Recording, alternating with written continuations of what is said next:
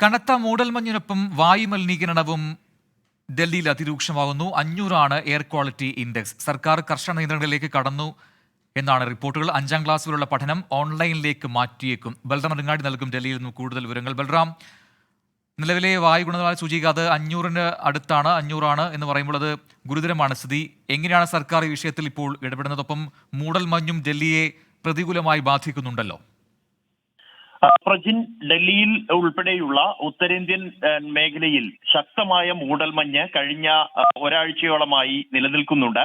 ഒപ്പമാണ് ഡൽഹിയിലെ വായു ഗുണ നിലവാര സൂചിക 500-ന് മുകളിലേക്ക് എത്തിയിരിക്കുന്നു ഇന്ന് രാവിലെ മുതൽ എന്നുള്ളതും സാഹചര്യത്തെ അതീവ സങ്കീർണമാക്കുന്നുണ്ട്. ജനങ്ങൾക്ക് ഒട്ടേറെ ആരോഗ്യ പ്രശ്നങ്ങൾ ഇതിനെ തുടർന്ന് ഉണ്ടാകുന്നു.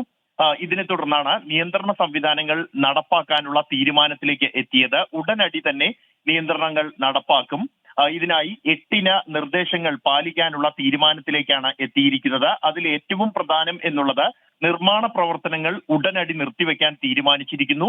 ഡൽഹി സമീപ NCRന്റെ ഭാഗമായി വരുന്ന ഗാസിയാബാദ്, ഫരീദാബാദ് അടക്കമുള്ള സമീപ പ്രദേശങ്ങളിലും നിർമ്മാണ പ്രവർത്തനങ്ങൾ, കോറികൾ ഉൾപ്പെടെയുള്ളവയുടെ പ്രവർത്തനം അടിയന്തരമായി നിർത്തിവെക്കാനുള്ള നിർദ്ദേശം നൽകിയിട്ടുണ്ട്.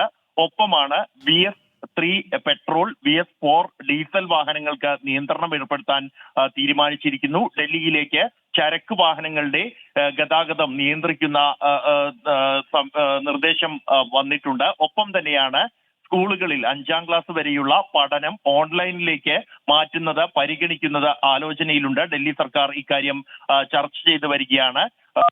ഈ മലിനീകരണം എത്രയും വേഗം നിയന്ത്രിക്കാൻ കഴിയുന്ന തരത്തിലേക്കുള്ള നടപടികളിലേക്ക് കടക്കാനുള്ള തീരുമാനത്തിലാണ് സർക്കാർ എത്തിയിരിക്കുന്നത്. പ്രജിത്ത്, ശരി. ബൽറാം നെടുങ്ങാടിയാണ് ഡൽഹിയിൽ നിന്നും വിശദാംശങ്ങൾ നൽകിയത്.